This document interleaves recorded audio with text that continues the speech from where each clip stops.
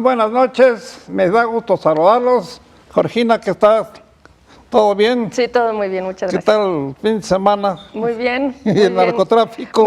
No, el fin de semana en ese sentido Raúl. muy mal. No, bueno, yo bien, saludos, buenas noches. No cabe duda que dices narcotráfico y como si fueran focos rojos en el mapa de la República, imaginemos cómo se prende Zacatecas, Chihuahua, Michoacán, Guerrero.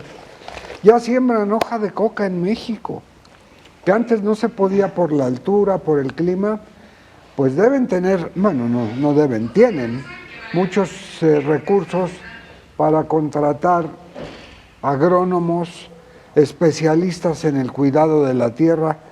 Pero bueno, esto que dices del narcotráfico, ¿cuántas matas de amapola arrancaron, por ejemplo, los elementos del ejército que todos los días reportan quema de droga o erradicación de sembradíos? Y con todo y todo, sigue la producción.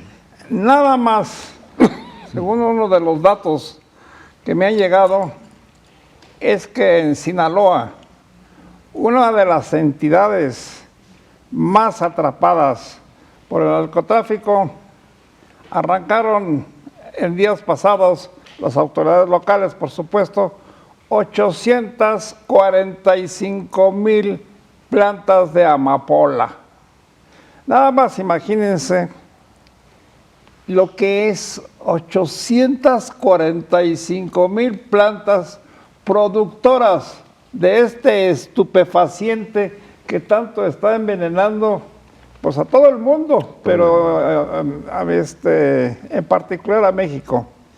México, qué pena decirlo, pero se ha estado erigiendo como una de las naciones con peores índices de producción de amapola, que es pues, la cocaína y otros estupefacientes. Y lo que escuchamos en días recientes es desalentador, Georgina, Raúl.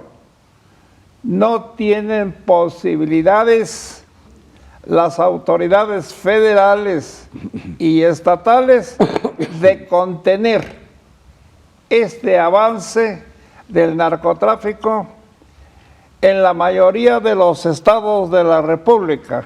Ya mencionabas, Raúl, una de las entidades, por ejemplo, Zacatecas.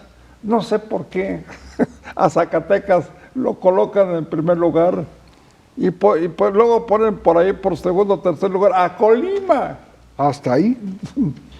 Esos estados que no han sido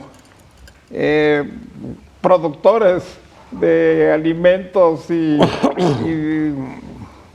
de maíz o de frijol, ahora se están significando como grandes productores de estupefacientes. A mí me llama mucho la atención lo de Colima y lo de Zacatecas por ser entidades que realmente no tienen, o suponíamos que no tenían ninguna presencia en el tráfico de las drogas. ¿Cómo ves todo esto? Pues yo creo que en el caso de Guanajuato, pues es un centro de distribución para acercarse al centro, un centro de poder, digamos, y pues Colima por el puerto de Manzanillo, que es el más grande que tenemos en el país y por donde se cuelan muchísimos productos o también se exportan muchísimos productos ilegales, ¿no? Incluso personas. Da pena, Raúl, la aceptación de autoridades importantes que pertenecieron a la Procuraduría General de la República, que hoy son fiscalías, y que te digan, en voz baja por supuesto, que no pueden o no están logrando detener el manejo de los cárteles que han penetrado, pero penetrado profundamente a las autoridades estatales y federales en el manejo de los estupefacientes. Hay una realidad que es inobjetable y es la de que, por ejemplo, ayer en Michoacán hubo un enfrentamiento entre dos cárteles que son unas balaceras pero de veras, se tiran durísimo. No hubo muertos ahí, pero en Zacatecas, por ejemplo, después de una manifestación de estudiantes de la universidad y gente del pueblo, industriales, lo que usted quiera, que salieron a las calles a protestarle al gobernador David Monreal que por favor garantice seguridad, que no la hay. Bueno, al día siguiente de esa gigantesca marcha, cuyas imágenes le dieron la vuelta al mundo, hablando de violencia, 14 muertos en Jerez, en otros lugares, Sí. en otros municipios. Es una matanza permanente.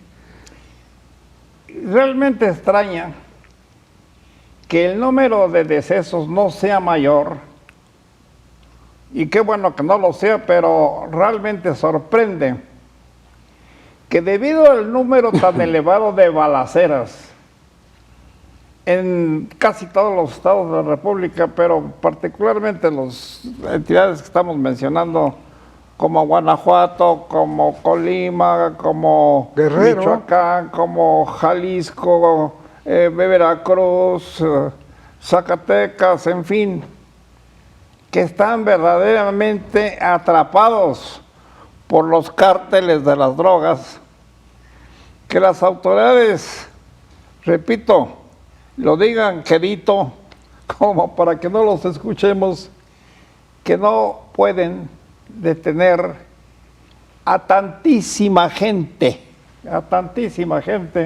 que se ha involucrado en este vicio de cultivar y vender estupefacientes, desde marihuana hasta donde quieras. Fentanilo, por ejemplo, ¿no? Es uno de los principales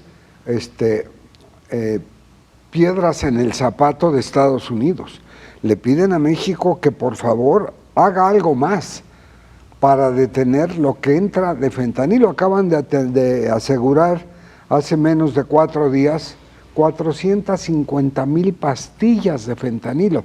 Es una producción que en un laboratorio clandestino, estamos hablando de niveles de producción con todos los elementos que integran una receta tan letal como el fentanilo e insalubre, que producen en grande y van tras laboratorios, los destruyen y salen más laboratorios. Es la tarea de nunca acabar, bueno, ni siquiera disminuir. Ahora que mencionas Estados Unidos, también en días pasados se habló del enojo, de las protestas, que tanta gente, sobre todo, mencionan, no sé por qué, San Antonio es una de las poblaciones donde más se trafica con las drogas, pero es todo Texas, es Sí. California y Nueva York. muchas entidades más de Estados Unidos. Y se dice, y ha estado sucediendo, que las autoridades federales y estatales de los Estados Unidos están haciendo todo lo que está a su alcance para expulsar de los Estados Unidos a los mexicanos, fundamentalmente, y en esto se involucran también a los centroamericanos y a cubanos, que han llegado a sus fronteras, a las fronteras con México, fundamentalmente. Georgina, ya la frontera de México y Estados Unidos alcanzó un nivel mundial de ser el paso, vamos a decirlo como ellos en estos términos, el paso obligado de los narcotraficantes para pasar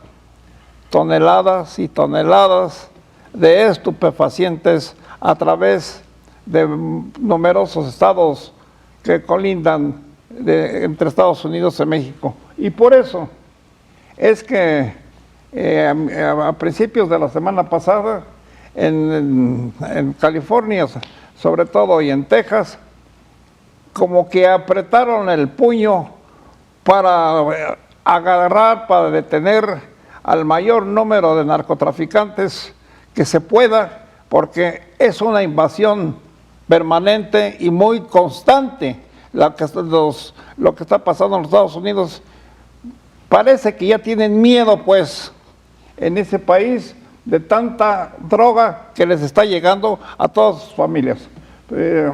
Pero ¿qué opina? Pero la verdad es que hay una gran demanda, ¿no? Y también entiendo que de nuestro lado, pues, muchísima gente en crisis económica o se tuvo que dedicar a hacer a sembrar otras cosas para salir adelante. Fue más fácil. Al comercio, ¿no? También. Exacto, y además, pues, Y mucho lo más redituable, en Estados ¿no? Unidos, Raúl, el país vecino nuestro en el norte, el del gran imperio, ya tiene la fama de ser uno de los más grandes consumidores Sí, es el más, de sí. los estupefacientes, y su gran cliente, Sí. por donde llega todo, es la frontera con Estados Unidos.